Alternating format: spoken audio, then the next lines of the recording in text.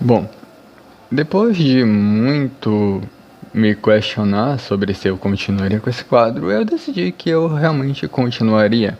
Então, a partir de hoje, a gente vai trabalhando, né, com os temas principais do mundo surreal. Eu acabei perdendo, na verdade, o vídeo em que eu falaria do capítulo 3, mas nesse vídeo aqui eu já emendo o capítulo 3 e o 4. Se vocês quiserem uma abordagem melhor do capítulo 3 de Mundo Surreal, tem um short aqui no canal que vocês podem estar observando e estar analisando para fazer as suas avaliações e se vocês concordam com a minha visão em relação a ele ou não. Ok, vamos falar então dos capítulos que se seguiram após o início, que é os capítulos A Profecia e O Reino das Flores. No capítulo A Profecia, sugestivamente, o título entrega boa parte do que é retratado ali. No caso, aquele personagem com o qual a Saphira se encontrou anteriormente, cujo nome era Henry, esclarece para ela algumas coisas, como o fato dela ter ido parar naquele lugar. E o motivo que eu dei para ela ter caído naquele mundo foi até bem meia boca, eu admito. Como eu disse nos shorts, eu poderia ter usado qualquer outra desculpa, porque aqui mesmo no capítulo diz que foi um vórtice cósmico ou algo do tipo que acabou jogando ela lá. Então, por aí a gente já pressupõe que foi uma desculpa muito mal contada. Então, foi como eu disse no short também. Se eu tivesse a mente de hoje naquela época, isso seria uma coisa que eu não teria escrito. Até porque é uma coisa que você já espera, né? Fica tudo muito ao acaso. E embora isso possa ser atraente a primeiro momento, você acaba tirando totalmente o mérito do protagonista, né? E também dos outros ao redor dele. Acontece algumas loucuras ali, mas eu devo dizer que a aparição do profeta aqui, né? Do grande mentor é uma coisa que eu não mudaria, porque foi bem feito. Teve até uma aura de mistério ao redor dele, né?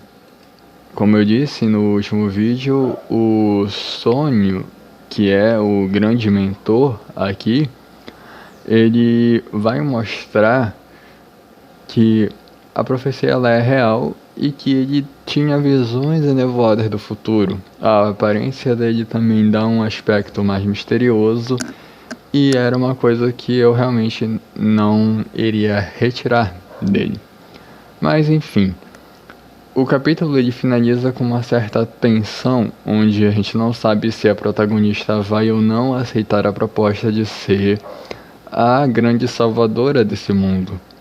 Mas já no capítulo seguinte, a gente tem o que eu posso dizer uma das melhores introduções que eu já fiz, porque a gente tem toda a apresentação do cenário, primeiramente, do Reino das Flores, que é o que intitula o capítulo.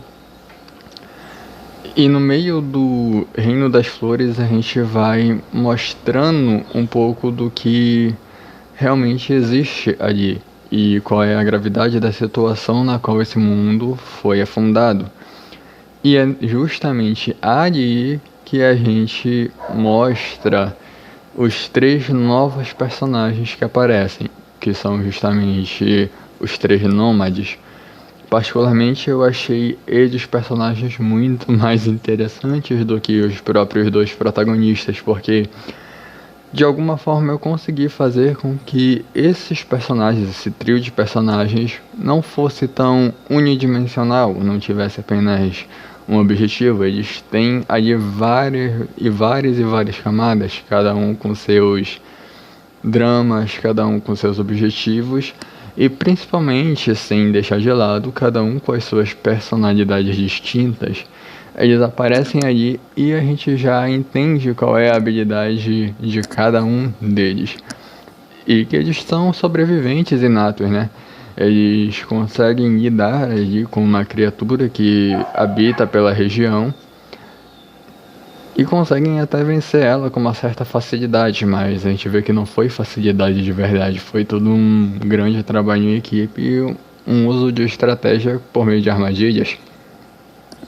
E no meio de uma das caçadas deles, que é a caçada que abre o capítulo, inclusive, eles acabam encontrando com o Henry e a Saphira e eles têm ali uma espécie de conversa a primeiro momento, onde os nômades relutam em confiar nos protagonistas ou não, até porque eles nunca se viram antes, mas a Saphira a gente vê que ela tá bem obstinada. O único objetivo dela em todo o livro parece ser voltar para casa, então quanto antes ela acabar com essa missão, melhor é para ela, né? Porque ela poderia voltar para casa mais rápido. Então ela logo pergunta pela Hikari Rosen, que é o grande pilar desse reino de rosas corrompido. E os nômades eles não entendem muito bem o porquê que ela tá querendo lutar contra a Hikari Rosen, até porque é um monstro, né? Uma espécie de kaiju que existe ali e é o epicentro de toda a corrupção que tem naquele reino. Mas é justamente por isso que ela pretende desafiar a criatura, porque rompendo os laços da criatura com esse fenômeno, ela vai conseguir enfraquecer esse efeito de corrupção que tem se alastrado por todo o cenário, por todo o reino. O resto a gente vai ver depois, né? E tentar ver se eu acertei em algum lugar ou errei de novo. Particularmente, esse é um capítulo que eu não mudaria porque, na minha visão, e na visão da época, ele foi muito bem construído, os personagens são interessantes e o conflito é muito bem estabelecido. Eu espero que vocês tenham entendido um pouco mais sobre como funciona esse mundo e a gente vai continuar com as análises no próximo vídeo.